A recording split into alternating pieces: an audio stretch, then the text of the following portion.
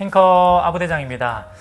오늘은 이런 이야기를 좀 해보려고 합니다. 스페셜티 커피 카페를 창업을 준비하고 계시는 예비 사장님들께 좀 하고 싶은 말이 있습니다. 이건 뭐 물론 실제로 카페를 준비하고 있는 분이 아니라고 할지라도 커피를 오랫동안 해보신 분들은 결국에는 신맛의 매력을 느낄 수밖에 없습니다. 이렇게 단계가 있거든요. 처음에는 그냥 이렇게 쓴 거 왜 먹어? 이렇게 하다가 뭐야 이건 뭔가 향이 되게 땡기네. 계속 고기 먹고 나면 기름진 거 먹고 나면 막 커피 생각이 막 나고 이런 단계를 지나가지고 이제 커피를 먹게 된단 말이죠. 먹다 보면은 이게 조금 더 중배전을 찾다가 요 정도 신맛은 또 괜찮네 하면서 조금 더 신맛 나는 커피를 찾고 조금 더 신맛 나는 커피를 찾고 나중에는 진짜 신커피도 이제 굉장히 적응이 되는 경우들이 많아요. 그래서 커피를 오래 하시는 분들이라면 스페셜티 커피, 그러니까 즉 신맛이 강한 자극적인 그런 커피들을 즐기시게 되는데요. 쓴맛은 싫어하게 되고 신맛은 좋아하게 되는데, 그러다 보니까 이렇게 하시다 보면은 뭔가 이제 나도 창업을 한번 해볼까? 실제로 그러면서 취미로 시작하셨다가 로스팅까지 하신 분들도 많고, 그래서 이제 나도 이제 카페를 차려볼까? 라고 고민하시는 분들이 많아요. 로스팅도 하고 핸드드립도 오랫동안 하시다 보면은 내가 하던 이 커피를 장사를 한번 해보자 라고 고민하시는 분들이 많은데, 그런 분들이 가장 많이 하는 생각이 스페셜티 카페를 창업하겠다라는 생각입니다. 정말로 고급스러운 커피를 내가 한번 해보겠다. 정말 내가 이때까지 고민하고 연구하고 배웠던 것들을 바탕으로 카페를 아주 멋있게 그럴듯하게 스페셜티 카페를 한번 차려보겠다.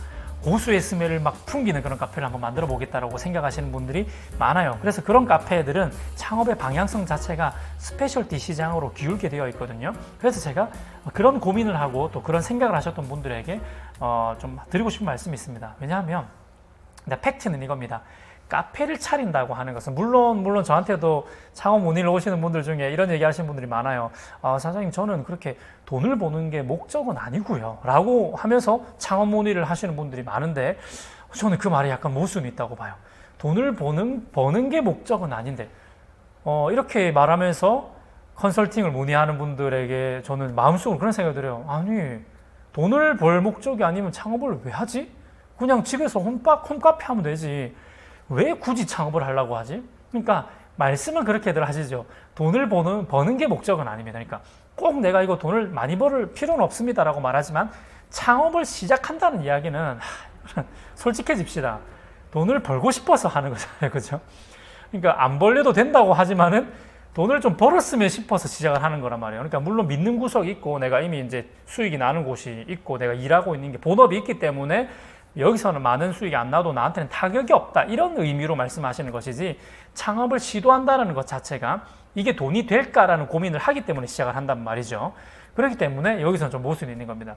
그러니까 카페를 통해 가지고 수익이 크지 않아도 제 생계에는 큰 지장은 없습니다 라고 말하는 게 오히려 더 정확한 것이고, 창업을 한다는 말은 일단은 어떻게든 돈이 좀 벌릴 수 있는 구조를 만드는 게 제일 중요한 거거든요. 물론 아닌 경우도 있겠죠. 제가 모든 사람의 마음을 다 동일하게 이해할 수 있는 건 아니기 때문에 아닌 경우도 있겠지만은, 대부분은 조금은 이거 용돈벌이라도 될까라는 생각으로 시작하시기 때문에 일단은 창업이라는 것 자체가 돈을 벌어야 되는 목적이라는 게 있습니다. 그렇기 때문에 스페셜티 커피 창업은 저는 반대를 해요. 왜냐하면 돈을 벌려고 하면은 시장 분석이 제일 1순위가 돼야 됩니다. 그러니까 커피뿐만이 아니라요, 내가 뭔가 어떤 물건을 만들어서 판다, 어떤 제품을 만들어 가지고 판매를 한다고 한다면 이 제품을 사려고 하는 사람이 많은가 적은가, 이게 시장의 규모를 판단하거든요. 이 시장 규모가 결국에는 제 제품이 팔릴 수 있는 가능성이 높아지는 게 되는 거예요. 규모가 너무 작으면은 제가 만들어낸 제품이 팔릴 가능성도 작아지게 되는 겁니다. 가령 예를 들어 가지고 스페셜티 커피와 그러니까 스페셜티 커피, 이제 이렇게 얘기 안 할게요. 신맛이 나는 커피와 좀 구수하고 부드러운 커피, 그 다음에 좀 이게 화려하고 신맛이 나는 커피, 이렇게 두 가지를 놓고 본다면 구수하고 부드러운 커피를 좋아하는 사람들이 많을까? 아니면 신맛을 나고 약간 이렇게 핸드드립을 좋아하는 사람이 많을까? 핸드드립 좋아하는 사람 중에서도 특별히 스페셜티를 좋아하는 사람이 많을까?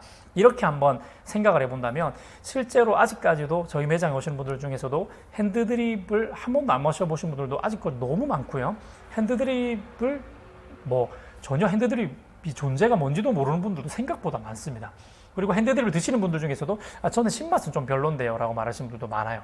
실제로 그렇게 비중을 본다면 저는 이 스페셜티를 좋아하는 사람의 비중이 대한민국으로 놓고 봤을 때 사실 10%가 안 된다고 봅니다. 이게 정확한 통계는 내보지 않았지만은 제가 만나본 손님들의 비중으로 봤을 때는 100명이 오면 10명이 뭐 채 안 되는 것 같아요. 거의 대부분 구수한 것들을 찾으신다는 거죠. 물론 이게 10년 전에도 이랬는데 10년 후인 지금은 조금 더 스페셜티 찾는 사람들이 조금 더 비중이 는 것은 사실입니다. 조금씩 점점점 늘어가고 있기 때문에 스타벅스도 리저브 매장을 만들어서 스페셜티까지 같이 공략을 하고 있는 것이 아닐까요? 그 말은 맞지만은 아직까지도 여전히 신맛을 싫어하는 사람들이 훨씬 더 많아요. 그러니까 시장 규모가 신맛을 싫어하시는 시장 규모는 크지만 신맛을 좋아하는 시장 규모는 아직까지 작아요. 그렇기 때문에 내가 신맛 나는 커피, 이런 스페셜티 커피를 중심으로 카페를 차린다고 한다면, 그리고 가격도 좀 비싸진단 말이에요, 스페셜티 커피는.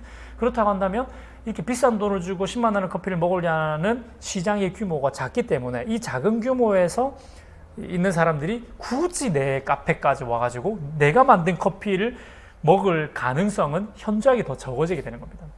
다수라고 할지라도 이 많은 다수가, 지금 한국에 카페가 얼마나 많이 있습니까? 그 많은 카페 중에서 굳이 우리 카페에 와가지고 내가 내린 커피를 먹을 가능성은 작아져요. 시장이 이만해도 한 이만큼으로 줄게 되어 있습니다. 물론 내가 정말 잘해서 인지도를 높이면 점점점 이게 신뢰도를 높여가면은 점점 이게 커질 수도 있긴 하겠지만은, 사실 그냥 오픈을 짠 했을 때 카페 천지인데 굳이 내 카페에 와서 내 커피를 먹어야 될 가능성은 정말로 줄어든단 말이죠. 근데 애초에 시장 규모가 작은 곳에서 시작을 한다면 더 작아지겠죠. 그렇기 때문에 장사를 하려고 하면 일단 기본적으로 가능성을 보고 해야 투자를 해야 돼요. 이게 투자입니다. 가능성이 높은 투자를 해야 이게 투자지, 가능성이 희박한데 아주 복불복이 큰 이런 것은 투기에 가까운 거죠. 그래서 카페를 창업한다고 한다면 우리는 투자를 합니다. 못해도 한 5천만 원에서 1억 가까이 사이로 투자를 하게 된단 말이죠. 작은 규모를 할지라도. 인테리어도 한 2, 3천만 원 드는 경우가 있고, 아무리 싸게 해도요. 그렇기 때문에 투자를 한다라고 한다면 가능성에 투자를 하십시오. 그러면 넓은 시장에다 투자하는 것이 옳습니다. 내가 물론 스페셜티를 좋아하고 내가 좋아하는 것은 이것이지만은 카페 창업을 통해 가지고 수익을 올리는 것이 목적이라고 한다면 넓은 시장에 투자하는 것이 더 바람직한 선택이지 않을까, 그런 생각을 해봅니다. 그래서 오늘날 많은 카페가 정말 많이 생기고 있고 또 많은 카페가 문을 닫고 있어요. 그런 상태를 보면은 실제적으로 물론 뭐 치명적으로 잘못된 위생적인 문제라거나 치명적인 잘못된 행동, 친절도가 없다거나 이렇게 문제가 있는 카페들도 많긴 하지만은 애초에 시작부터 스페셜티 시장을 공략해서 시작을 해가지고 어려워하시는 분들이 많아요. 그런 분들이 문을 닫으면서 그런 고민을 해요. 내가 실력이 좀 부족한가? 뭐가 잘못돼서 이렇게 고민하는데, 저는 그렇게 말씀드리고 싶어요. 아니, 그 사장님들이 커피를 못 하시는 게 아니에요. 못 하시는 게 아니라 애초에 너무 작은 시장을 파고들었다 이 말입니다. 자, 이게 첫 번째 문제입니다. 시장이 너무 작다. 스페셜티는 시장이 작기 때문에 이 작은 시장에서 공략하는 것이 일단 어렵다는 이야기입니다. 그러나 지역에 따라서 이게 다를 수 있습니다. 부산은 아직까지 스페셜티 시장이 정말 작은 편에 속하긴 한데요.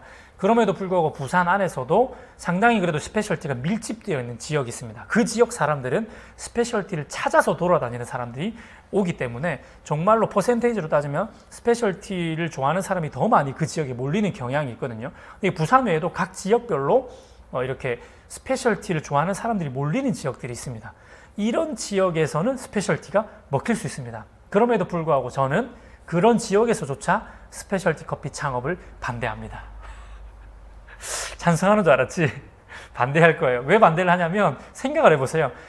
시장 자체는 그 지역 특색상 시장 자체는 스페셜티 시장은 좀 커졌을 수 있어요. 상대적으로 그 지역은 좀 시장이 커졌을 수 있어요. 그러나 문제는 뭐냐면 경쟁이 치열해진다. 그런 밀집 지역 대부분이 부산에도 카페거리라고 하는 곳, 그쪽 지역만 좀 특별히 그렇거든요. 그러다 보니까 이런 지역은요, 스페셜티를 좋아하는 사람도 많이 몰리긴 하지만 스페셜티 커피를 하는 카페도 많이 몰려 있어요. 그러면 결국에는 본전입니다. 결국에는 치열한 이 경쟁 속에서 못 살아남는 카페는 죽고 살아남는 카페만 살아남는 거예요. 그렇기 때문에 이런 그 스페셜티 시장이 활성화되어 있는 그런 지역이라고 할지라도 스페셜티 카페를 창업하는 걸 저는 반대합니다.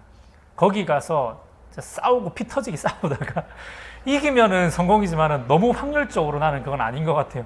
저는 이제 수학적 계산이 굉장히 빠른 사람이라 가지고 대략 계산을 해보면 이렇게 싸워가지고 일 가능성 이렇게 봤을 때 이건 아닌 것 같아요.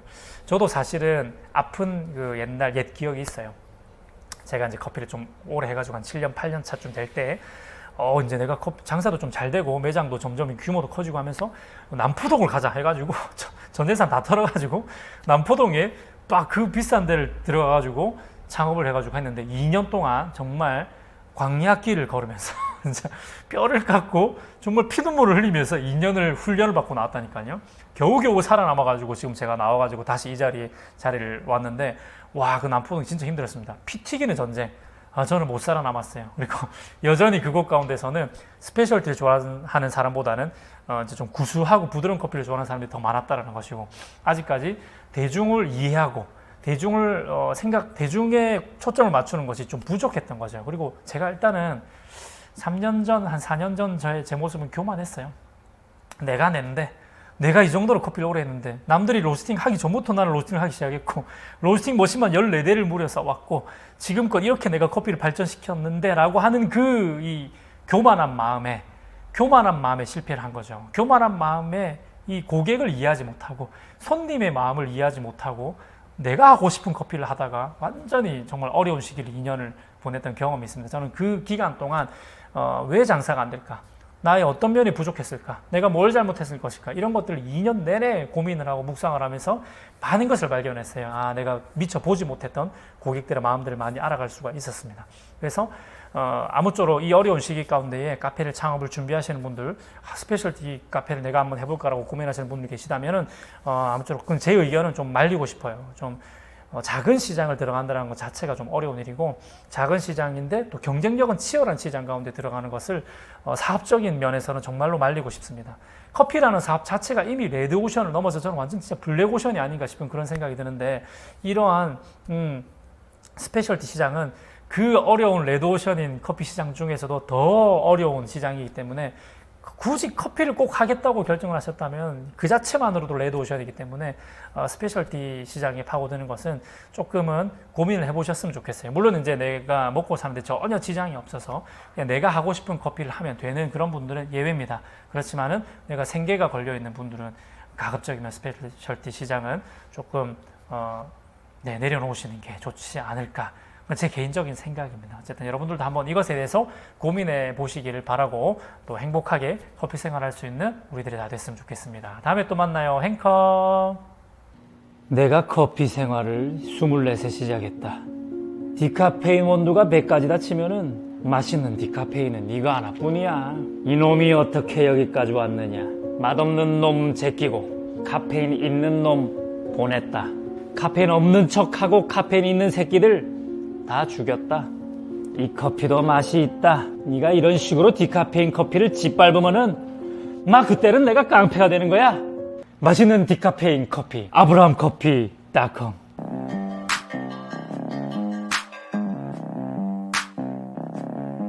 그때는 내가 깡패가 되는 거야.